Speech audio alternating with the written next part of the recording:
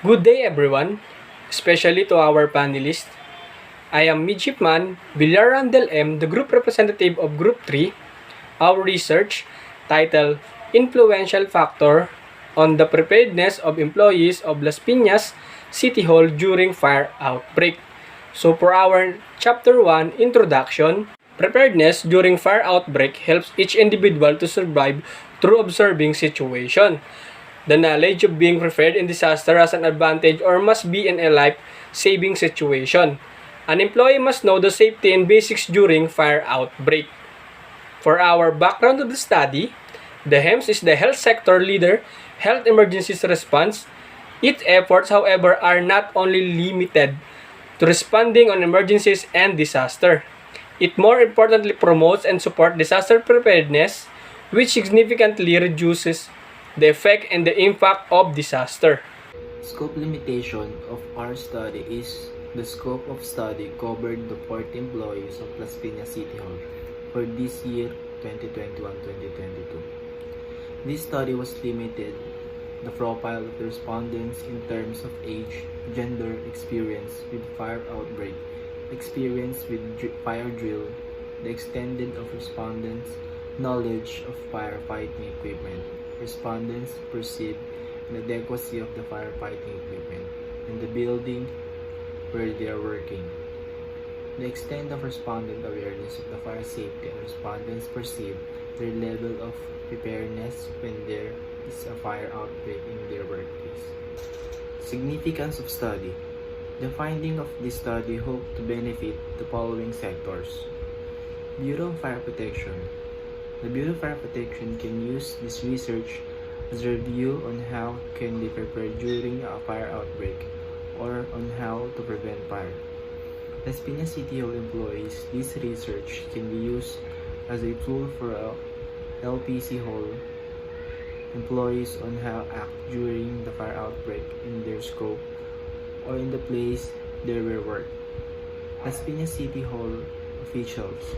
This study can be a reference of the Las Piñas City Hall officials on how they will guide their employees for giving a better judgment on how to solve a fire outbreak in their workplace. PMMS Administration.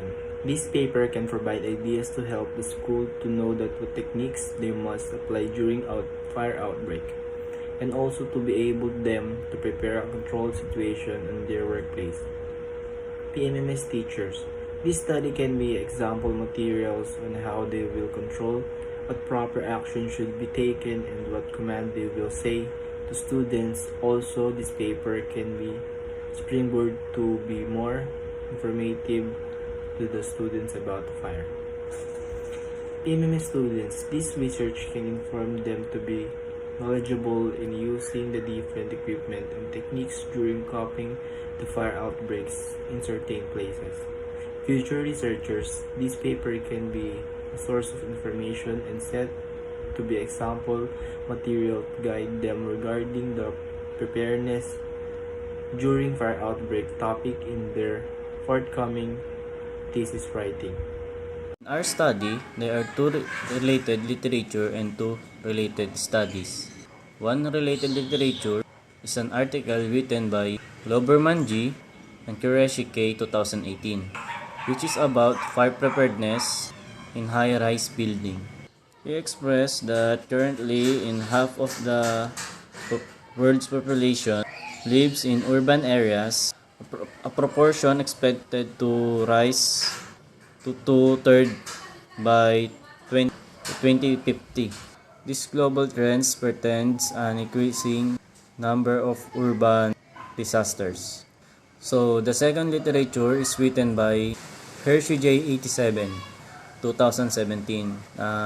That is all about fire damage building structure in the Philippines. Stated that fire has become one of the perilous disasters for humans at any time and anywhere due to negligence, inevitable human errors, or other fortuitous events.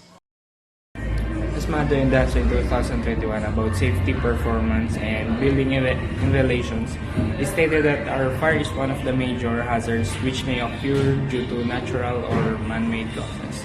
Fire poses great risks and challenges to early people, including the challenges of settings and controlling fires and grappling with the threat of burn and wildfires. Chapter 3 Methods and Procedures. This chapter presented the research design, respondents of the study, sampling technique, research instrument, data gathering, procedures, and the statistical treatment of data. Research design. In this study, the researchers made use of descriptive and correlation methods. Descriptive is a design that focuses at the present condition in which the purpose is to find the new truth. In this study, descriptive method was used to describe the respondents' profiles such as age, gender, experience with fire outbreak, and experience with fire drill. The extent of respondents' knowledge on firefighting equipment. Respondents perceived the adequacy of firefighting equipment in the building where they were working. The extent of respondents' awareness on fire safety, and respondents perceive their level of preparedness when there is a fire outbreak in their workplace. In this study, correlation was used in order to determine the significant relationship between the independent and dependent variables. Correlation was used in order to determine the significant difference between respondents' level preparedness according to their experience during fire outbreak and fire drill, and significant relationship between respondents' level of preparedness and their knowledge level in firefighting equipment. In terms of perception on the adequacy of firefighting equipment and the extent of their fire safety awareness. So next is respondents of the study.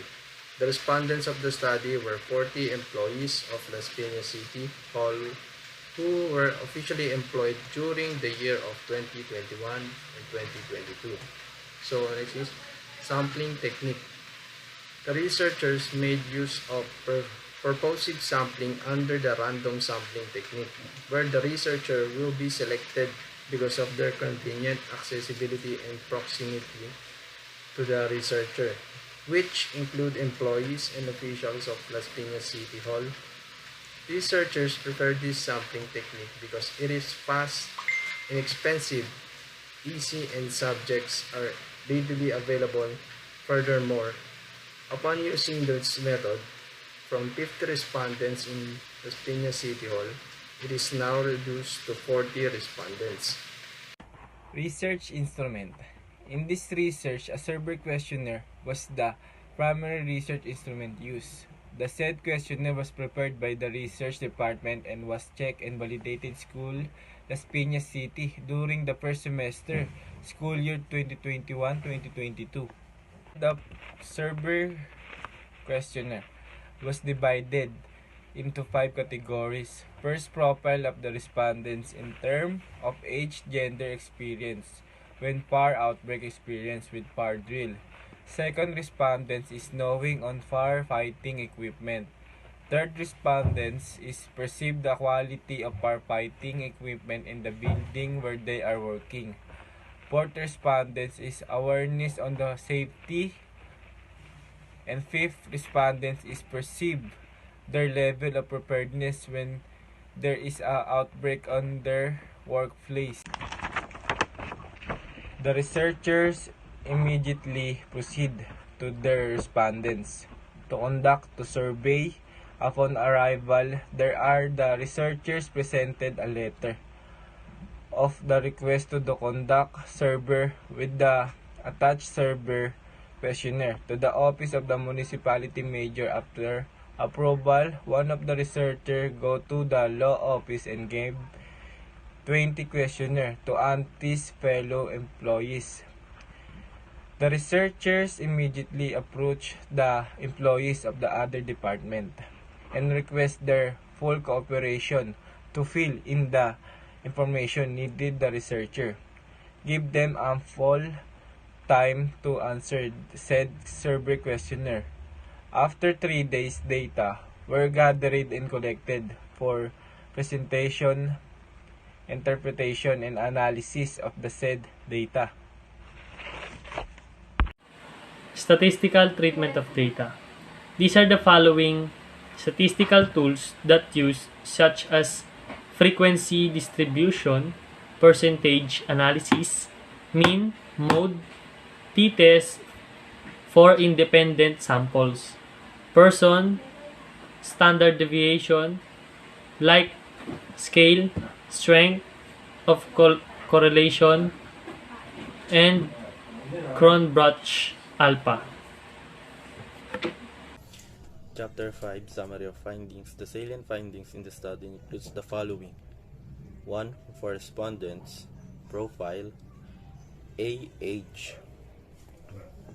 The majority of respondents are 22 to 28 and 29 to 35 years old with the same frequency of 10 or 25% each. It is followed by respondents who are 36 to 42 years old with frequency of 8 or 20%. There are some respondents who are 43 to 49 and 50 to 56 years old with the same frequency of 6 or 15% each. B. Gender. Out of 40 respondents, 27 or 67.5% are male and 13 or 32.5% are female. Experience with fire outbreak. The majority of respondents have experienced or witnessed a fire outbreak with frequency of 33 or 82.5%. There are only 7 or 17.5% respondents who have experienced or witnessed a fire outbreak. D. Experience with fire drill. The majority of respondents have experienced a fire drill with frequency of 32 or 80%. There is only few respondents who have not witnessed a fire outbreak with a frequency of 8 or 20%. For respondents, knowledge to operate firefighting equipments in general, respondents perceive homogeneously that they are knowledgeable with firefighting equipment, with average weighted mean of 3.35 and standard deviation of 0.80.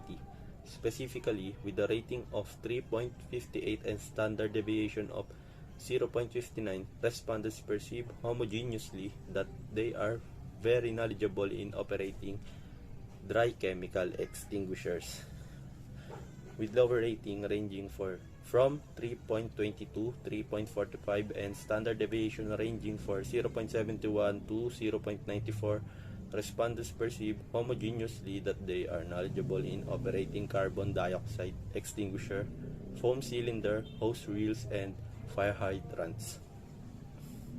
However, this is 1 to 6 few respondents are somewhat knowledgeable or not knowledgeable about the operation of firefighting equipment. 3. For respondents, perception on the adequacy of fire. Firefighting equipments in general, respondents perceive heterogeneously that firefighting equipment is adequate with average weighted mean of 3.14 and standard deviation of 1.09.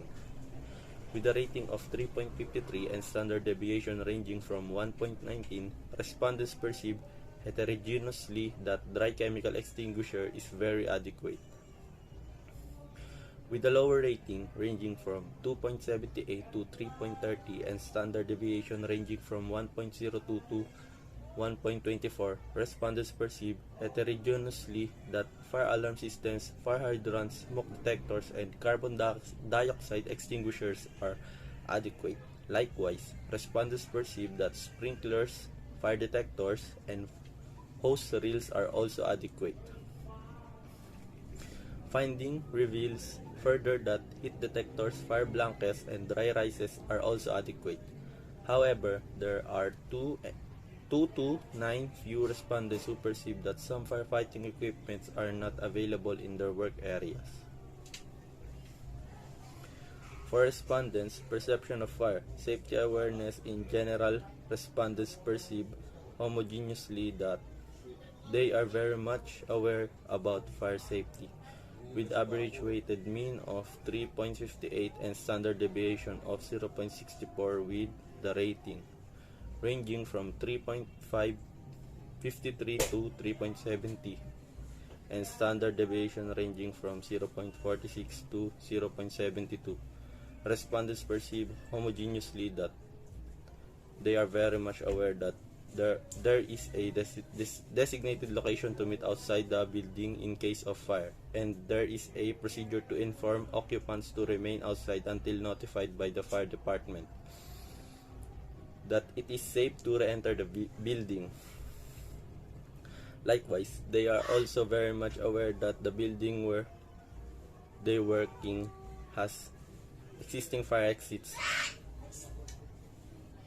There are signages indicating exit routes in case of emergency, and the occupants are aware of the location of existing firefighting equipment. Findings reveal further that the building where they are working has a fire evacuation plan, and occupants are aware of the location of the evacuation doors with lower rating ranging 3.33 to 3.45 and standard deviation of 0.71 to 0.92. Respondents perceive homogeneously that they are aware that mustering is conducted to verify everyone has escaped the building. Likewise, they are also aware that smoke alarms are installed to provide early detection and warning, so you will have enough time to evacuate your evacuation plan. However, there are 1 to 5 respondents who are moderately aware or not aware about fire safety. 5. For respondents' perception of preparedness, readiness during fire outbreaks. In general, respondents perceive homogeneously that they are very much prepared, very much ready to act during fire outbreaks with average weighted mean of 3.62 and standard deviation of 0.60. With a rating ranging from 3.65 to 3.75 and standard deviation of 0.48 to 0.67. Respondents perceive homogeneously and they are very much prepared, very much ready during the fire outbreak to raise an alarm and call for emergency response team, activate the closest fire alarm system, and call emergency numbers in the event of fire outbreak. Likewise, they are very much prepared, very much ready during the fire outbreak to turn off any hazardous machinery, pack all my belongings before evacuating the building on hearing a fire alarm, and bring the most important documents from my workplace. Findings reveal further that the respondents are very much prepared, very much ready during the fire outbreak to leave escape routes unobstructed for easy flow of people, apply first aid to the victims of fire accident, and take the injured to the emergency care in hospital immediately, or call for an ambulance with lower rating of 3.13 and standard deviation of 0.87. Respondents perceive homogeneously that they are prepared, ready during fire outbreaks to provide CPR using chest compressions and mouth-to-mouth breathing in case of emergency. However, this is 1 to 5 few respondents who are unprepared, not ready during fire outbreak. 6. For comparative analysis between respondents' level of preparedness during fire outbreak, according to their experience in fire, outbreaks and fire drills for the comparative analysis on the respondents' level of preparedness according to their experience during fire outbreak. Group 1, who experience or witness a fire outbreak, are very much prepared, very much ready during fire outbreak with average weighted mean of 3.69 and standard deviation of 0.424, while Group 2, who have not experienced a fire outbreak, is prepared or ready during fire disaster with average weighted mean of 3.26 and standard deviation of 0.559. However, with the t-value of 2.327, degrees of freedom or of 38 and probability level of 0.025, there is a significant difference between the levels of preparedness, readiness of employees who have experienced witness a fire outbreak and these who have not experienced witness this scenario since their level of probability is less than of 0.05. The comparative analysis on the respondents' level of preparedness according to their experience while joining a fire drill group I, who experienced joining witness a fire drill, are very much prepared, very much ready during outbreak with average weighted mean of 3.70 and standard deviation of 0.408, while group 2, who have not experienced joining a fire drill, is prepared, ready during fire disasters with average weighted mean of 2.85 and standard deviation of 0.300.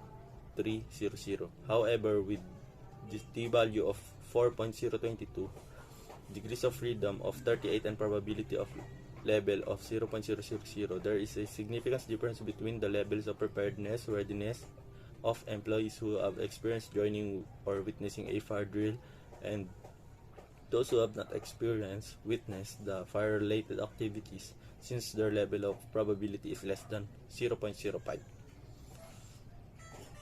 7.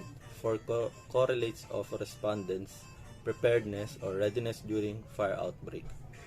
The respondents' knowledge to operate the firefighting equipments and fire safety awareness have a strong, very positive significance relationship with the respondents' preparedness or readiness during the fire outbreak, since their p-value is less than 0.05. However, adequacy of firefighting equipment have no significant relationship with the respondents' preparedness or readiness during the fire outbreak, since their p-value is greater than 0.05. Conclusion. Based on the foregoing summary of findings, the following conclusions are drawn. For respondents' profile, the majority of respondents are 22 to 28 and 29 to 25 years old, with the same frequency of 10 or 25% each. Male, and most of them have experienced witness a fire outbreak and experienced joining a fire drill. Number 2. For respondents, knowledge to operate the firefighting equipment. In general, respondents perceives homogeneously that they are knowledgeable with firefighting equipment. However, there are few respondents who are somewhat knowledgeable or not knowledgeable about the operation of firefighting equipment.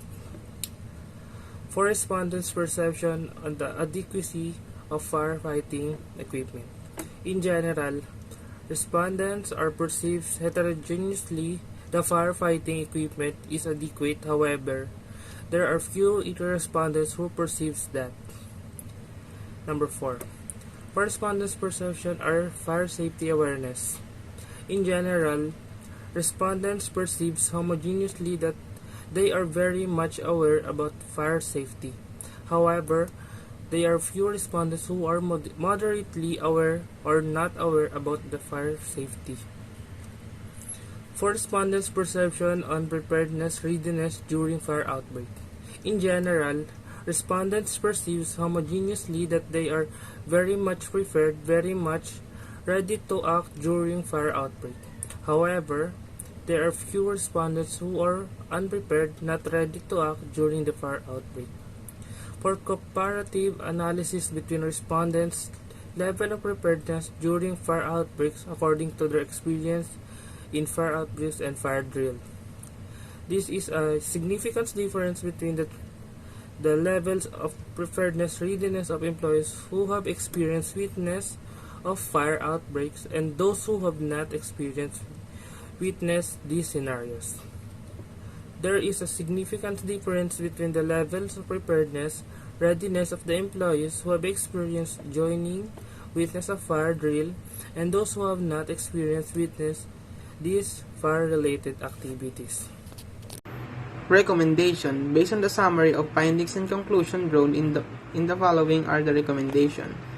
Since findings reveal the respondents are knowledgeable with firefighting equipment, but some of them are somewhat knowledgeable or not knowledgeable about the operation of firefighting equipment, the researchers recommend that the Bureau of Fire Protection must required to check the different company regarding on knowledge of employees to maintaining the proper use of equipments.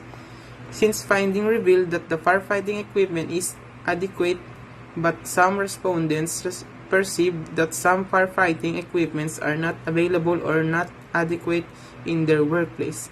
The researchers recommended that the PMMS administration should practice and apply the other techniques in capping fire to avoid loss of life. Since findings reveal that respondents are very much aware about fire safety, but there are few respondents who are not aware or moderately aware about fire safety. The researchers recommended that the PMMS student must be more aware about fire and more knowledgeable of the equipments. Since findings reveal that respondents are very much prepared, very much ready to act during fire outbreak, but there are few respondents who are unprepared, not ready during fire outbreak. The researchers recommended that the PMMS teachers should educate the student regarding fire and encourage them to be always aware about fire. Since findings reveal that there is a significant difference between the level of preparedness readiness of Group 1 employees who have experienced witness of a fire outbreak and Group 2 employees who have not experienced witness that this scenario, the researchers recommended that the Las Piñas City Hall employees should be always prepared in case of fire outbreak happen. They also should attend seminars of fire drill for them to be more knowledgeable about safety. Since findings reveal that there is a significant difference between the level of preparedness, readiness of employees who have experienced joining witness a fire drill and those who have not experienced witness his fire-related activities, the researchers recommended that the Las Piñas city official must have a 3 to 4 hour drills to a year to give more than the employees more information about fire outbreak. Since findings reveal that respondents' knowledge to operate firefighting equipment and fire safety awareness have moderate to strong positive significant relationship with respondents' preparedness, readiness during fire outbreak, the researchers recommended that the future researchers can use this study as a source of an idea to expand more the researchers regarding fire outbreak.